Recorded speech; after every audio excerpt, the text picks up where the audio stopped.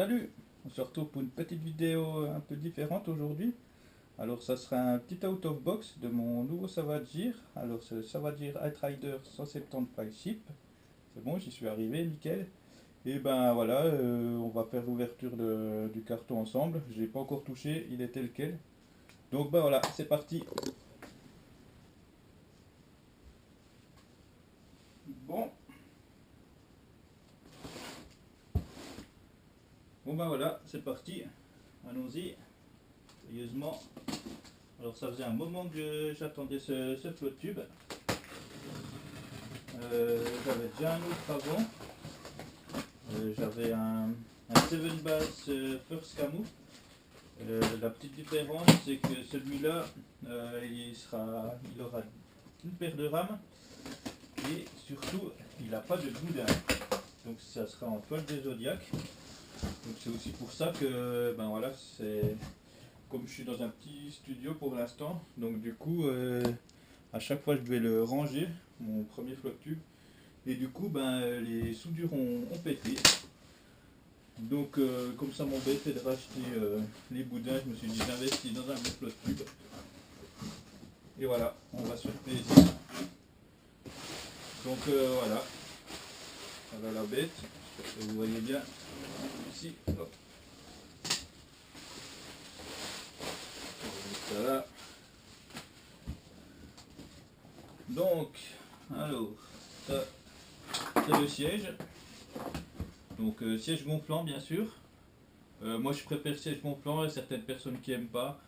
Moi je trouve le petit avantage avec les sièges gonflants, c'est qu'on peut choisir si on le veut plus ou moins dur. Donc après c'est vraiment selon les personnes, vraiment ça dépend. Le mieux pour les personnes qui se lancent, c'est ben, de tester quoi, si on a l'occasion. Donc voilà, ça c'est le dossier avec deux porte-cannes intégrés. Donc ça c'est un truc vraiment sympa. Ça me plaît beaucoup. Donc deux cannes dans le dos. Si on a un porte-canne à côté, du coup ben, ça nous fait 5 cannes si pour les personnes qui aiment bien emmener beaucoup de matos. Enfin beaucoup de cannes surtout, donc ça c'est pas mal. Voilà pour le siège. Posé là. Alors maintenant, alors ça doit être le flotte en lui-même. Ouais, j'imagine. Donc comme ça, on va le garder pour la fin. Donc c'est fourni avec des sacoches. Alors les sacoches, elles sont vraiment pas grandes. J'ai vu ça sur internet, j'ai regardé pas mal de commentaires sur ce code. C'est vrai que les poches, elles sont pas grandes. Hein.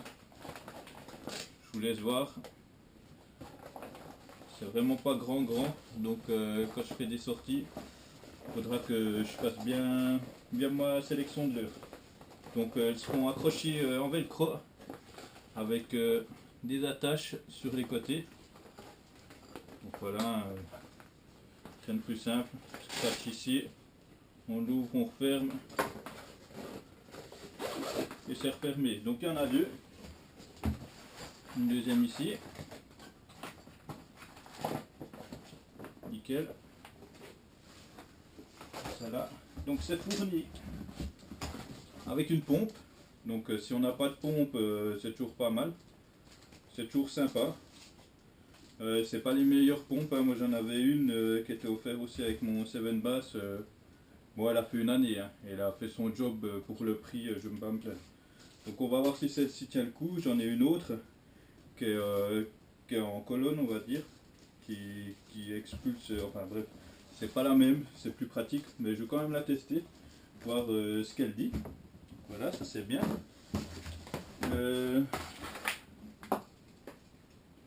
Alors ça c'est le filet de derrière normalement, il y a un petit filet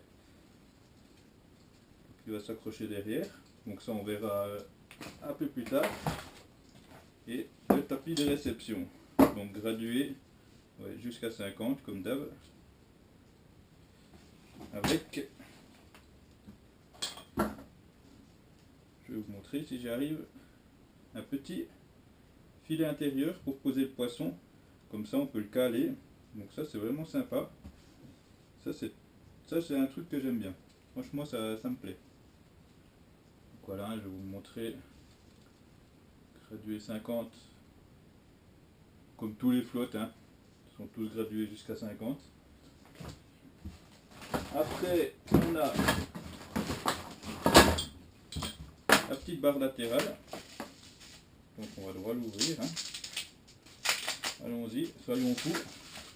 Aujourd'hui c'est Noël avant l'heure. Hein. En tout cas pour moi, moi je suis comme un fou. Hein. J'attendais, ça faisait un mois que j'attendais. Là je suis au taquet. Hein. Là, ça me fait vraiment plaisir. Donc voilà, la barre de renfort. On peut poser les pieds aussi dessus. Non. Ah non, pas celui-là, non. C'est une erreur, c'est avec une attache comme ça en fait qui viendra dessous. Donc on pourra se poser les pieds. Donc des sangles. Ça, il y en a une qui devrait être... Ouais, ça devrait être normalement pour... Si je me trompe pas... Ouais, pour attacher, je pense, les... Comment? Je vais y arriver. Les poches. Donc on va voir ça au montage. Voilà. Poser ça là, hop.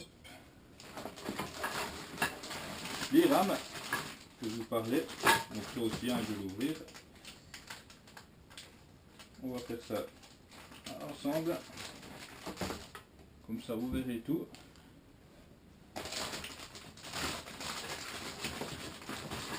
Alors.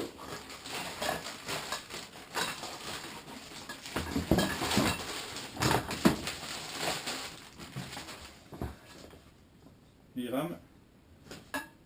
Donc tout simple. Hein. Mais là, on presse, on enfonce. Et voilà. Elles sont prêtes. Elles sont quand même pas mal grandes. Ça c'est déjà une bonne chose. Pour ressortir tout simple, on presse, on tire et c'est bon. Donc voilà, les rames sur le manche, les trous qui viendront se positionner sur le flotte. Ça on verra plus tard. Voilà. Hop. On va enlever le petit carton et on va vous montrer le reste. Voilà. Donc donner avec, ça c'est bien. Kit de réparation. Ça c'est très bien. Alors ça, je sais pas exactement à quoi ça sert, donc on va voir après.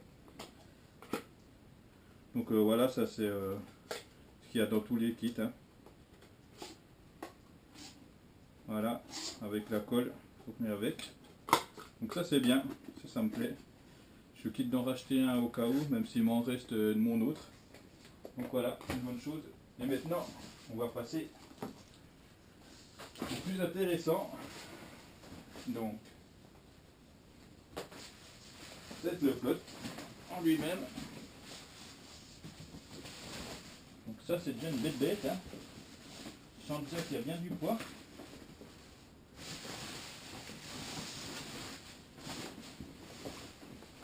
Alors, on fait comment le coco?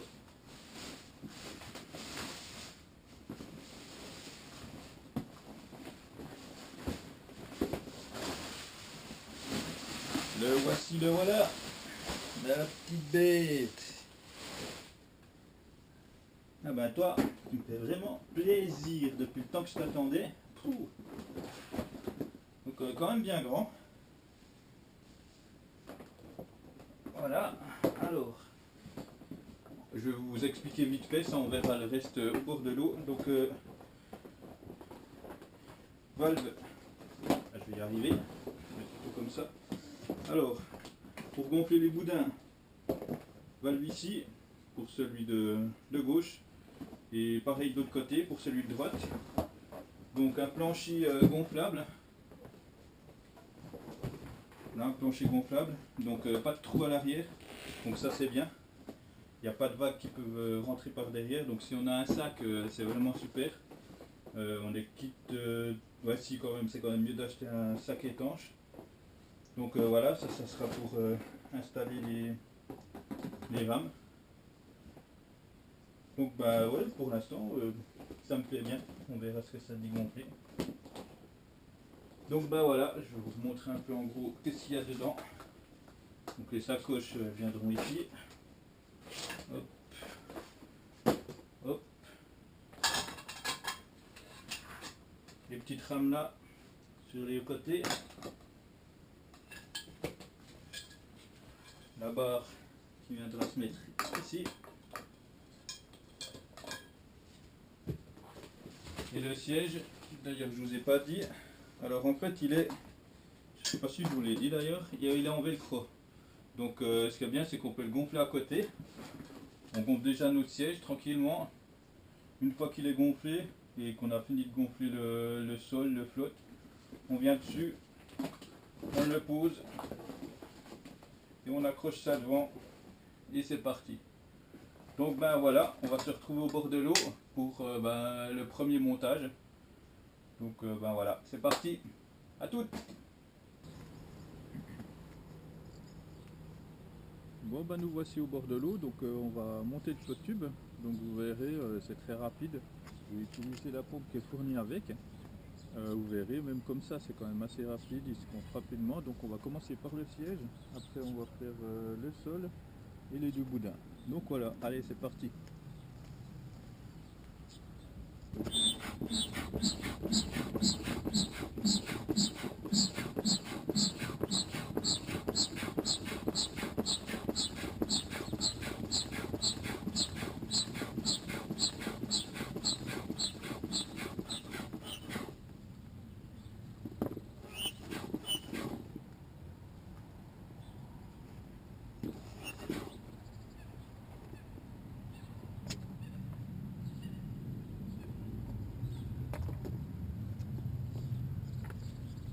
Montrer le système de valve, tout simple, hein.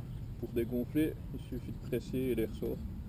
Mais bon voilà quoi, c'est un système efficace, il n'y a pas de problème. En plus il y a un petit loquet si on veut juste l'ouvrir et puis faire sortir l'air sans garder appuyé. Donc ça c'est bien.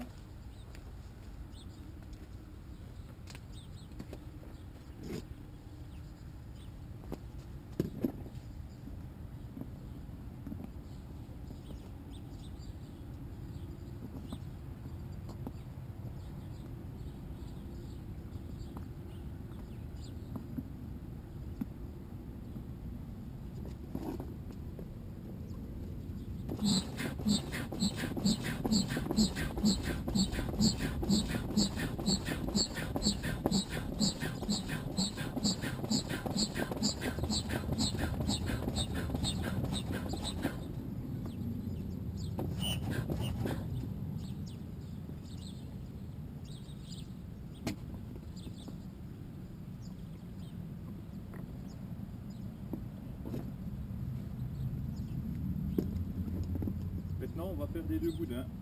C'est aussi très très rapide, vous verrez.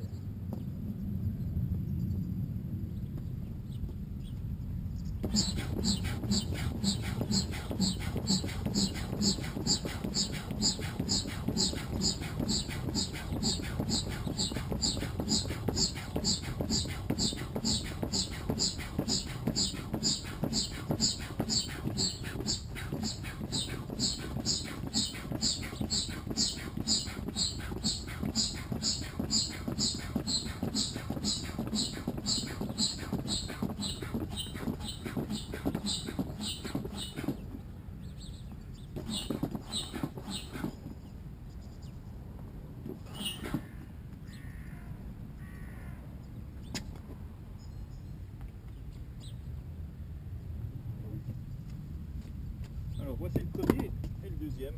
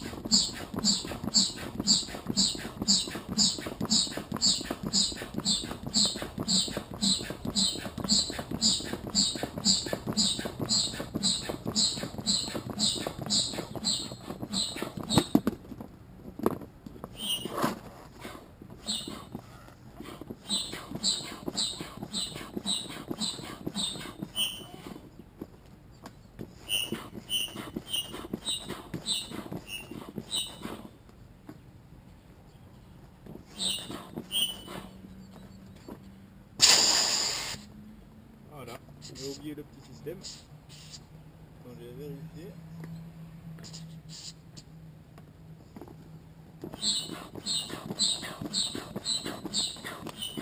Ça arrive.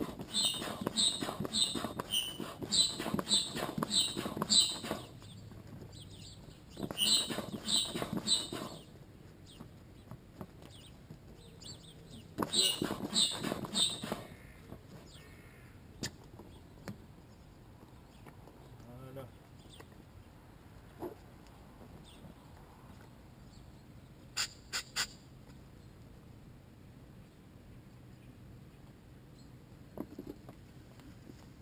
Donc voilà, le flotteur est quasiment prêt.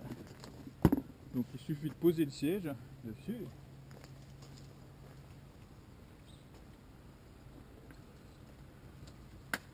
Comme ceci, tout simple, du velcro en dessous.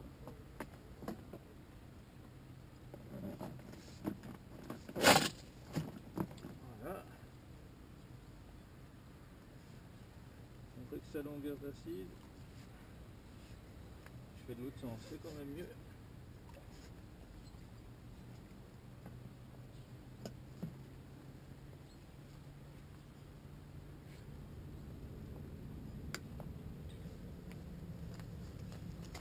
On prend les deux poches qu'on peut préparer à la maison tranquillement au calme.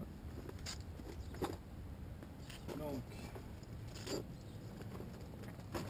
pareil, hein, le velcro, on met dessus, on fixe derrière, hop, et hop.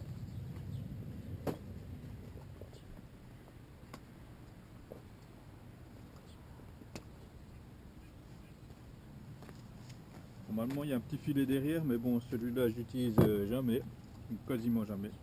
Et les rames, petit système de clip, hein.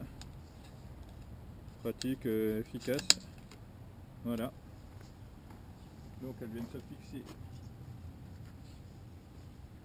sur le côté.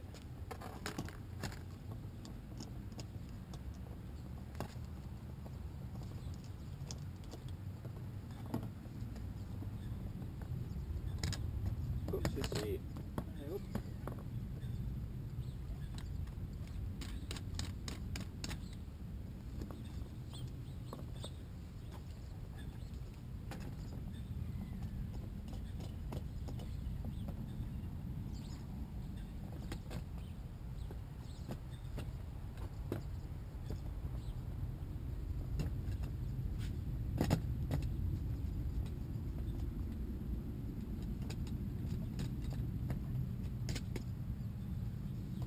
Et voilà. Et ça, on le met là-dessus. Donc voilà, et il reste là-bas, tout simplement. On va mettre ici. On va venir bloquer, tout simplement. Hop. Et hop. Et voilà. Le flotte tube est prêt. Prêt à être utilisable. Donc comme je vous le montrais avant, il y a les deux porte-cannes qui sont toujours bien utiles.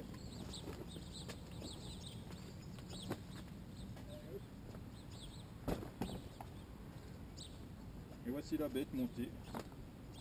Donc, il y a quand même pas mal de place, après ça dépend de ce que vous emportez avec vous. Moi personnellement ça va super bien.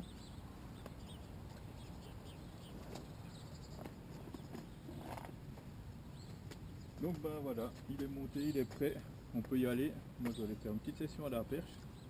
Donc ben, on se retrouve sur l'eau pour vous parler du flotte tube. Ça fait quelques mois que j'utilise. Donc ben voilà, je vous parlerai des plus et des moins. Donc voilà, à tout à l'heure.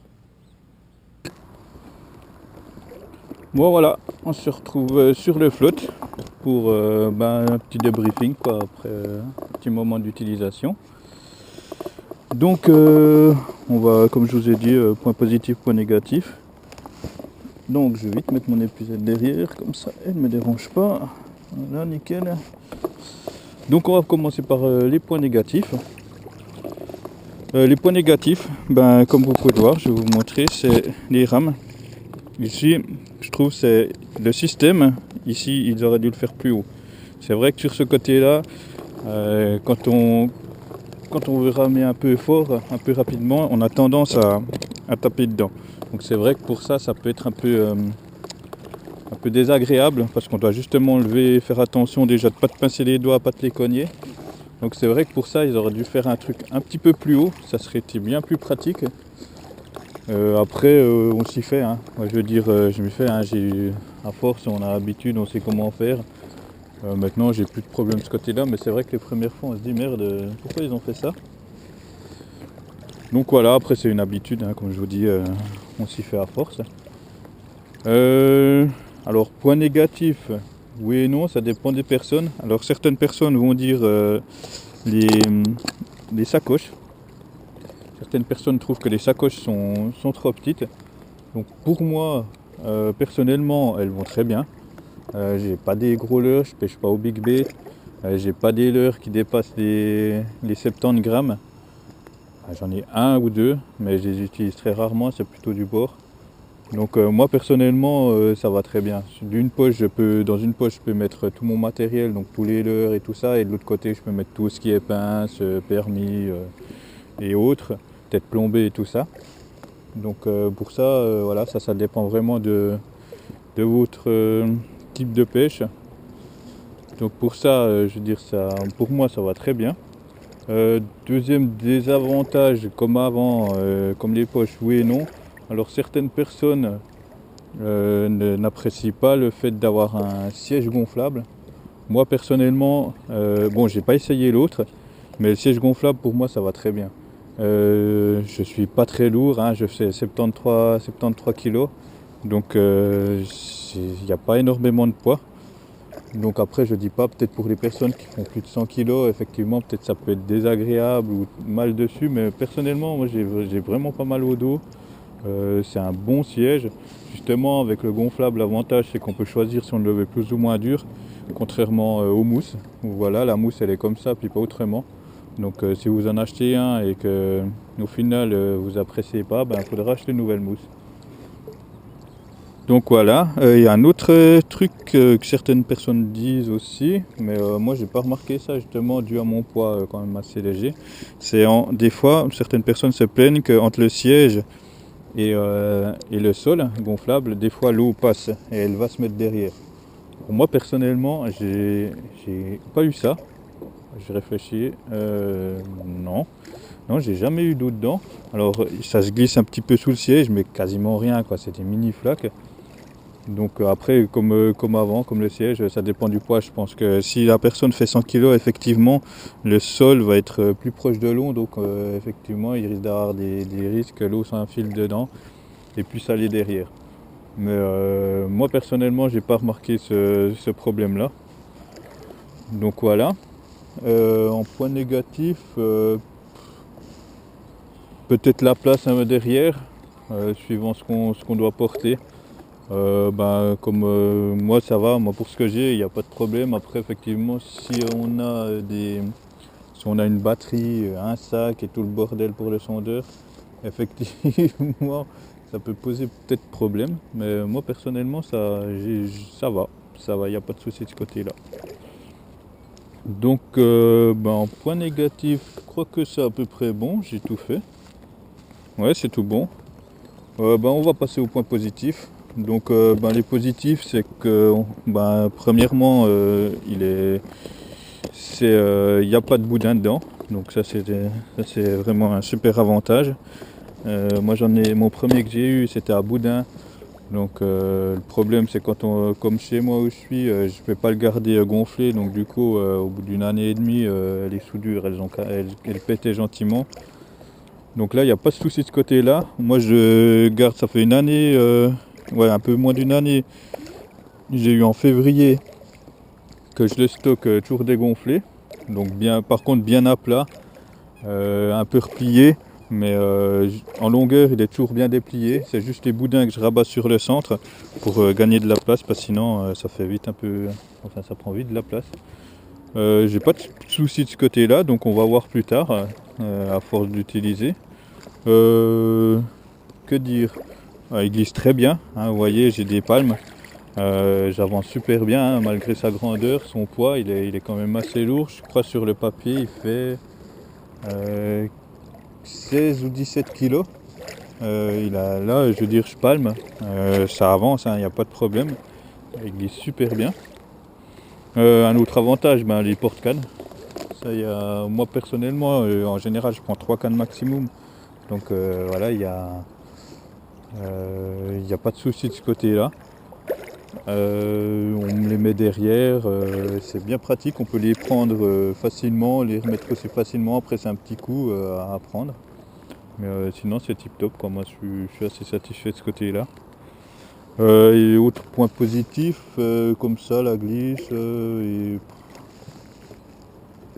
Et sinon, comme ça, j'ai rien d'autre qui me vient à l'esprit.